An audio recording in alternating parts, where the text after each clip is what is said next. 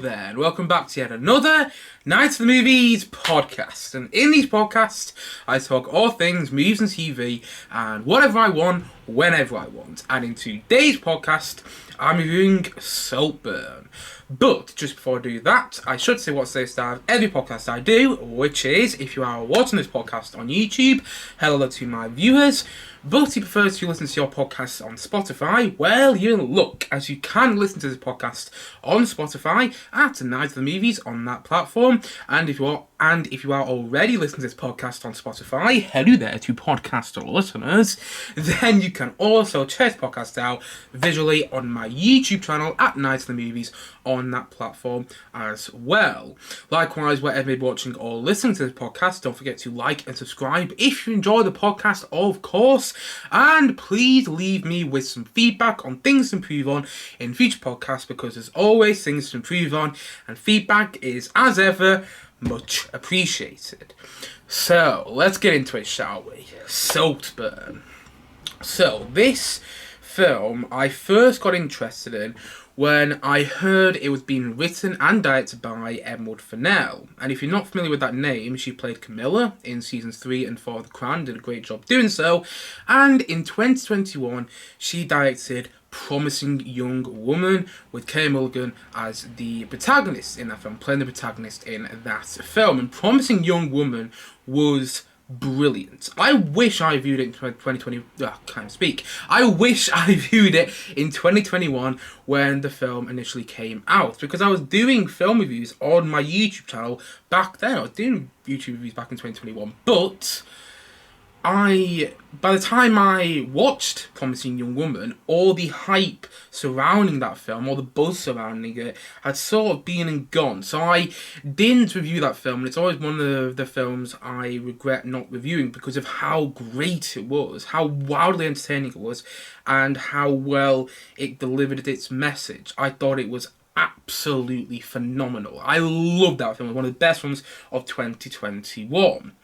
And I got interested in Saltburn because it's from the director of Promising Young Woman, and Kay Mulligan, who played the protagonist in Promising Young Woman, is also starring in this film too. And when I saw the cast for this film, when I saw the cast for Saltburn, I got even more excited, because not only do we have Kay Mulligan in one of the roles, or in the film, we also have Barry Keoghan, who's one of the most interesting actors working today. You look at his filmography, and he's starred in such films as The Killing of a Sacred Deer. He was in The Banshees of Inisherin last year. He was in Eternals, and although I didn't really like Eternals, the Marvel film, although I absolutely hated it, if I'm being completely honest, I liked him in it, which says a lot. And he also had that very small role as the Joker in The Batman last year. He was only in the film for 2 minutes, but he leaves a mark in that film that you remember the Joker in that film because of his performance. I really think you do. And the film also stars Jacob Elordi, which many people might know from Euphoria, and he most recently played Elvis in Priscilla, directed by Sofia Coppola. The film also stars Richard E. Grant, who was great in The Lesson, which came out earlier this year, and the film stars Rosamund Pike, and Archie Madekwu. Apologies if I mispronounced his name there, but he was most recently in Gran Turismo, and he was great in Gran Turismo, but not to give too much away yet, I think he might even be better here. But anyway, get the point I'm making. This film has a great cast, which got me really excited, and I got even more excited for the film when I heard all the buzz surrounding it, because, as far as I'm aware, the film released in America a couple of weeks ago, or definitely screened somewhere a couple of weeks ago, or maybe even a couple of months ago, and some people had already seen it, and there was all this buzz surrounding it that wasn't completely positive, although I must admit, I don't really care about if the buzz is completely positive. Sometimes when a film gets mixed buzz, it actually gets me more excited. And that happened with Saltburn. When I heard the film was getting a bit of a mixed reception, that got me even more excited. But the thing that got me really excited with all the buzz surrounding this film was that some news outlets were calling it the wildest film of the year. And I was thinking, wow, this has got to be one I watch in the cinema. So I was away last weekend, so I couldn't watch it the day it came out, but as soon as I came back from my short getaway, I didn't go and check out the new Hunger Games film. No, instead I went to go and check out Saltburn because I wanted to see what all the fuss was about. Was it one of the wildest films of the year?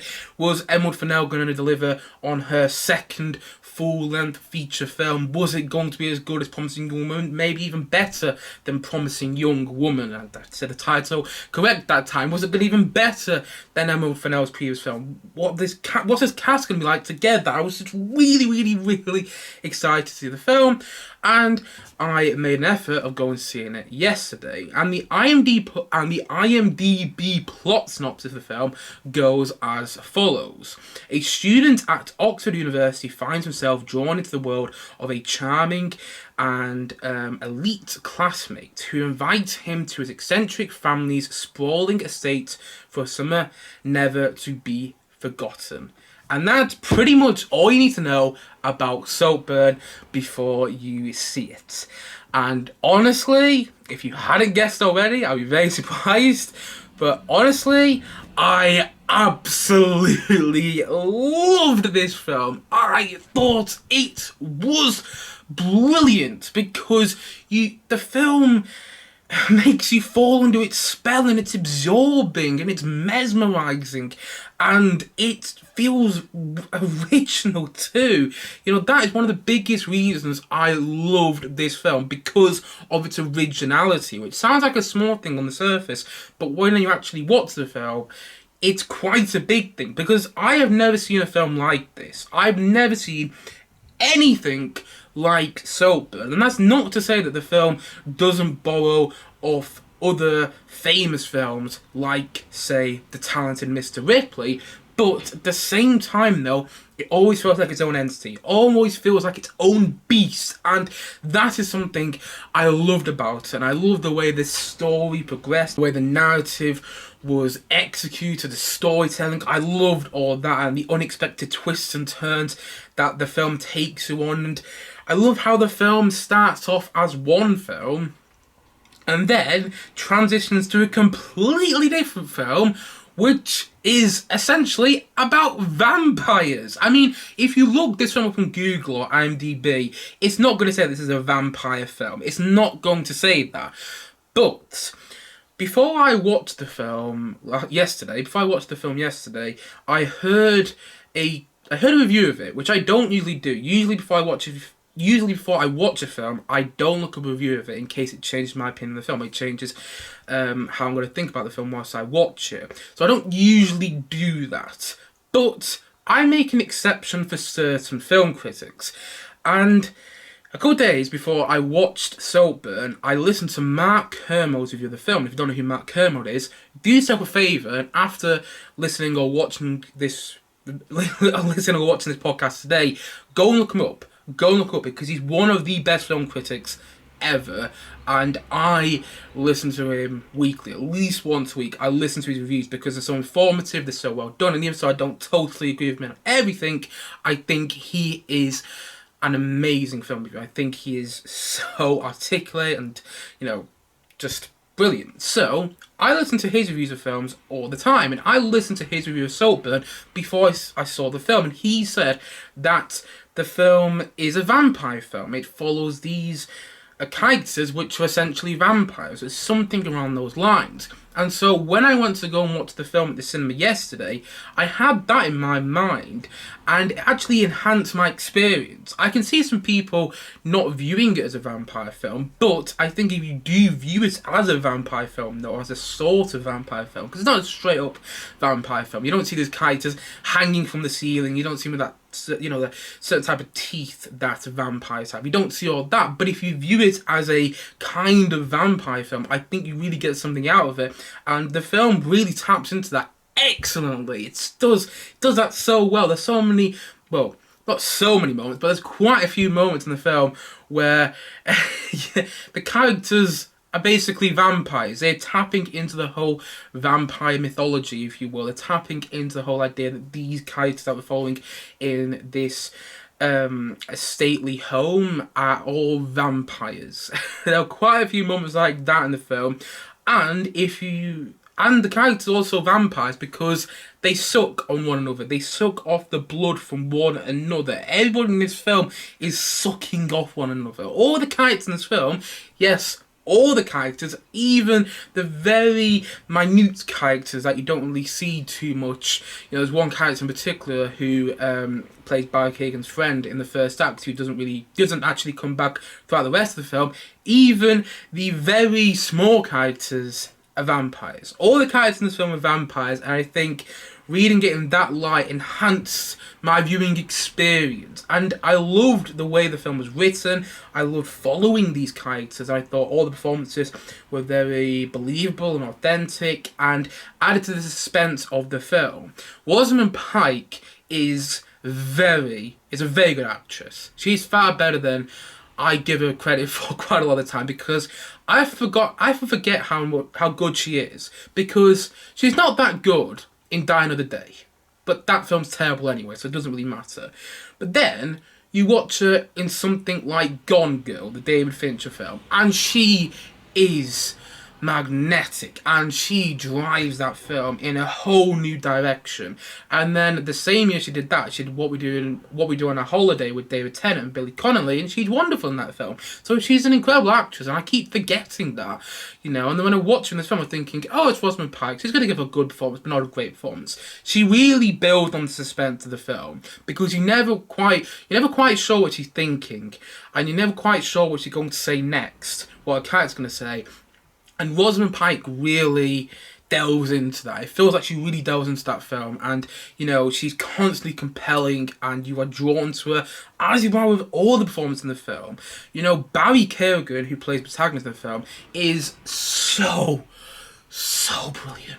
He's one of the best actors around right now. He really is, because he gives off this versatile performance in all of his films. Like, you watch him in something like The Banshees of Inisherin, and he's really funny to watch, and he also gives off a bit of an emotive performance. Not a bit of an emotive performance, actually, a very emotive performance. And then you watch him in something like Eternals, and again, even though I hated that film, it's a very different performance that he gives us in Eternals as he does in The Banshees of Inisherin.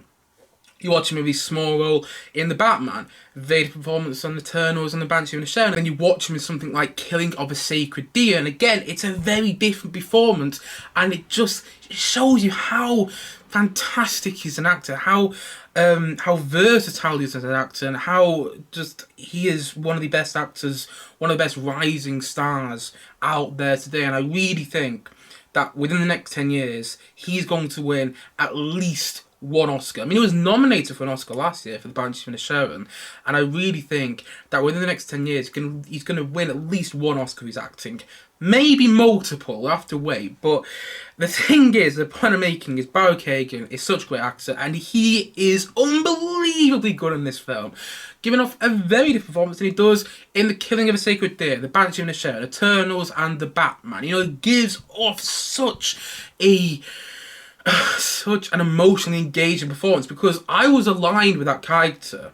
I was aligned with him because he was played by Barry Keoghan up to a certain point. And if you've seen the film, you'll probably know what point I'm talking about. There's a point in the film where something happens where I was about to say something without being spoiled, and I don't want to give away any spoilers for the film because in case people haven't seen it yet. So I'm not going to give away anything, but there was a certain point in the film where they leave the stately home. That's all I'm going to say. They leave the stately home, and I was aligned with that character. I liked that character up to this certain point. I liked Barry Keoghan's character up to that point. And then the way Barry Keoghan plays it, though, for the rest of the film, still makes that character engaging, and still makes him you're just constantly drawn to him because of Barry Keoghan. It's the same with Jacob Elordi, who deep down, you know you're not meant to like Jacob Elordi's character in the film. You're not meant to like him, but Jacob Elordi plays him so well, and with this kind of childish wonder that he puts into his performance, that you do end up liking him up to, again, a certain point. And I think Jacob Elordi is a really great performer, and I can't wait to see more of him. I mean, I haven't seen Euphoria myself. I watched half of an episode of that, and I just never want to see it again.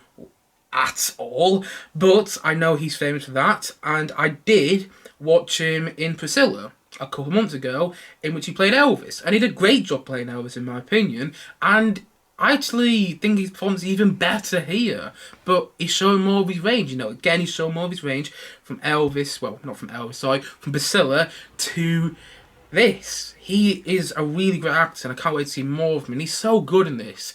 Every single time he's on screen you are drawn to him, and that's the same with Archie Madekwe, again apologies for mispronouncing his name, who plays one of the members of the family, let's just say that, one of the members of this family that we follow, this posh family. And Archie Madekwe was in Gran Turismo, which came out a couple months ago now, and I didn't love that film, but I liked him in it. His performance got better as that film progressed. But he's even better in this film. I didn't think he could be this good as an actor, but his performance is so emotive, and you don't like that character, but again, you are drawn to him. Archie Madekwe is so good. And then Alison Oliver is a sister in this family. She's great. She doesn't really have she didn't have a lot to say in the film. Like, her character doesn't have a lot of dialogue, but the way she plays that character with her facial expressions and with her mannerisms, so magnetic to watch. And Richard E. Grant doesn't really have much to do in this film, I've got to admit. He has more to do in the third act, in the later stage of the film, but I was wondering why. No, I'll change that. I was hoping they had more to do. I wish he had more to do in this film, I will say that. But Richard E. Grant is great in this film. And I think the casting of Richard E. Grant works very well because you're drawn to that character. And I think he makes that character work, even though he doesn't have a lot to play around with. That's what it feels like a bit. And I would have liked to see a bit more of him. But that being said, he's really good too. And the same with Kay Mulligan, who's really not in the film that much. It feels like she's in the film because she wanted to work with Emerald Fennell again after Promising Young Woman, which Kay Mulligan was phenomenal in, by the way. Phenomenal film with a phenomenal starring performance. And she is really good here.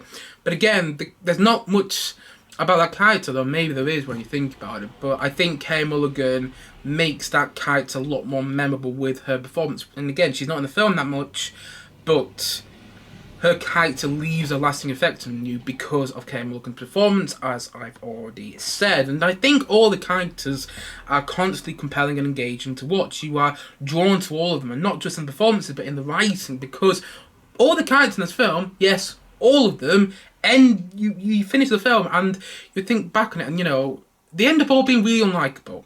All the characters in the film end up being really unlikable when you look back on the film as a whole. I mean, all of them are kind of unlikable anyway whilst you're watching the film, but get the point I'm making. All the characters in this film are unlikable, and you loathe some of them. You hate some of these characters.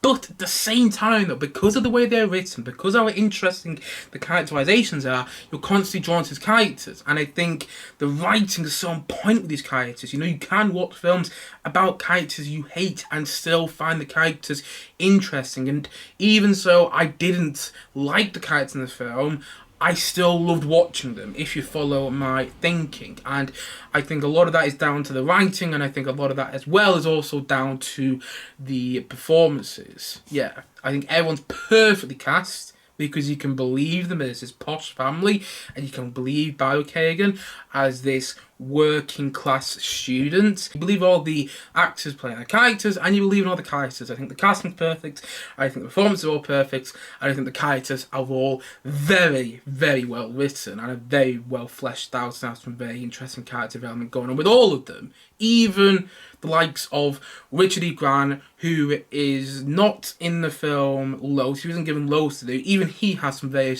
interesting character development that you could probably write a whole essay on, you know what I mean?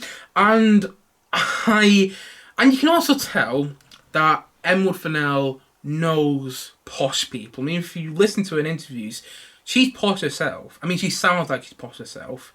And you can tell that she knows these people in the film. You can tell she knows the characters she's writing. You can tell she knows what it's like to be in an environment with posh people in real life. The film feels lived in. It feels like she's experienced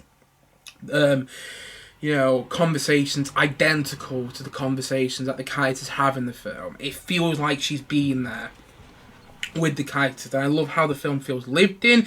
I love how it's shot as well, because you feel, even though the film isn't shot with a lot of point of view shots, I'm not saying that, it feels like you are watching it through a lens. You feel like you are in the rooms with the characters, but you shouldn't be. And it adds this uneasy feel to the film in a lot of parts, which I think actually makes the film better. And the film is suspenseful in moments, and it is uneasy to watch. And you're not really sure where it's going at times. But again, I just think that makes the film so much better. And yeah, I think it really enhances the film as a whole. And do I have my criticisms? Not really, if I'm being honest. I don't really have any big criticisms. I got some small criticisms. The film does take its time. I will say that. It does take its time, and at times you do wish that the pace was picked up a little bit, ever so slightly. And also, the film feels a bit lost at one point. It feels like in the second act, you're not really sure where it's going. Although, thinking about that now, that actually added to the film, in my opinion, though, because it adds to the whole despondency of the film. I don't even know if I'm using that word correctly, but it adds to how all the characters in this film feel lost and look lost, both metaphorically and literally.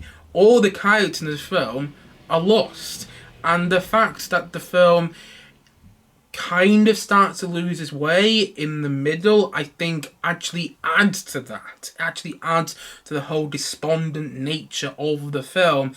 And again, well, now that I look back on it, actually makes the film better, in my opinion. The fact that it does feel a bit lost in its second act, but then everything comes very well together in the third act. It's so brilliant, and I love how the film's a bit sexy at times, and I love how it's explicit. It's a very explicit film, particularly the final scene, which I heard some people talk about before I saw the film. They said, "Oh my god, the final scene of Saltburn is so memorable," and I was thinking, yeah, I bet it's not that memorable. Yes, it is. It's a very, it's an unforgettable final scene. You won't forget the final scene anytime soon. But there's so many moments like that. I mean, not only just the final scene, there's a lot of moments in the film which are quite explicit. Yeah, the film itself leaves a mark on you. There's so many unforgettable moments. And again, I mean that all in the best way possible, because I think all of it just works in the whole essence of the film, and the whole in the way the film makes you fall under its spell, and how it's its own beast, and it's just, God, it's so good.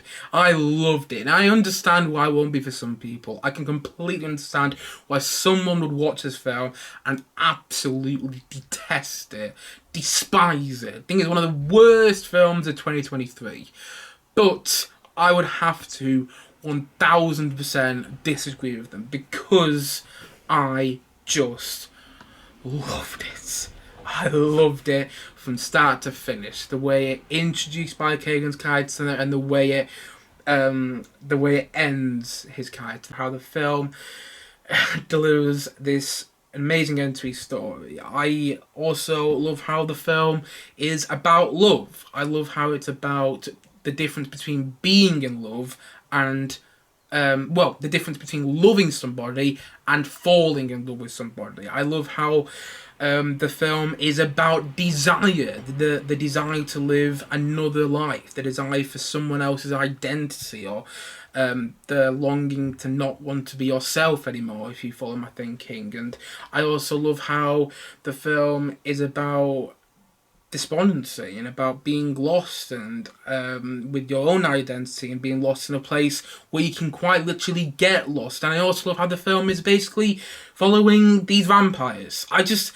absolutely love it, and I can't believe how good it was, because I really wasn't expecting to come out of the film the way I did. I came out of the film in a bit of a daze, like I did when I came out of Baz Luhrmann's Elvis last year, which ended up being my favourite film of last year, because I remember coming out of Elvis and in this daze, like, I've never seen anything like that. And that's not to say other films like Elvis don't exist, but I've just never seen anything like it. And that's also how I feel about Saltburn. I've just never seen anything like it, and maybe it wouldn't have the same effect on a rewatch, sure. And I can clearly understand why some people wouldn't like it, and yeah, it loses its way in the second act a little bit, but I loved it to pieces. I just adored it, and I think I might even like it more than Promising Young Woman. That film really left a mark on me, but this film does even more. I thought it was this brilliant takedown on posh people as well. You know, I love how it portrays all these really unlikable posh characters.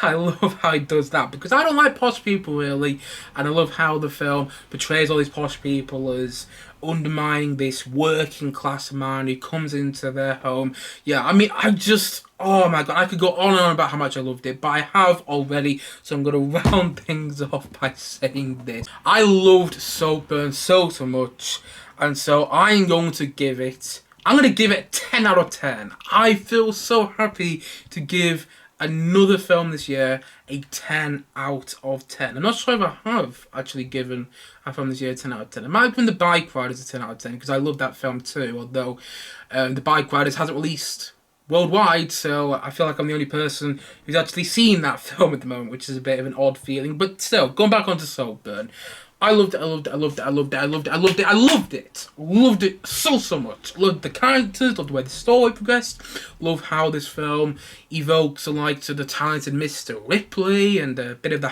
Fall of the House of Usher. I mean, that's not a film, but I've been watching that on Netflix recently, and the film's got a bit of the Fall of the House of Usher in there. And I love how it's also a film about vampires. I love the despondent nature of the film. I love the explicit nature of the film. I love how wild the film is. I love how wildly entertaining the film is. I love the way the story unravels, which is one thing I'm pretty sure I've mentioned already, but I'm going to mention again because I really loved the way everything unraveled. I love how it took its time, you know, and I love how it feels lived in. All the characters feel real and they feel authentic, and it feels like you could go to Oxford University and you'd see all these characters, and you could actually go to Saltburn, a stately home, and you'd actually be there. This Saltburn estate would actually be there, and you could go and visit. It feels real, and oh god, I love the way it's shot, the way it looks, and I love the feel of the film. I love how it puts you under this spell. It gets under your skin, and you get the point. I adore it so much, and I'm so happy that I do. And yeah, if you hadn't guessed already, I do think it's one of the films of 2023. I just love it. I can understand why some people wouldn't, but I think it is phenomenal. I think it's brilliant, and I know I said it before, but I'm going to say it again. I absolutely loved it. And so, all in all, as I've already said, I'm going to say that Saltburn, I'm going to say that it's a 10 out of 10 from me.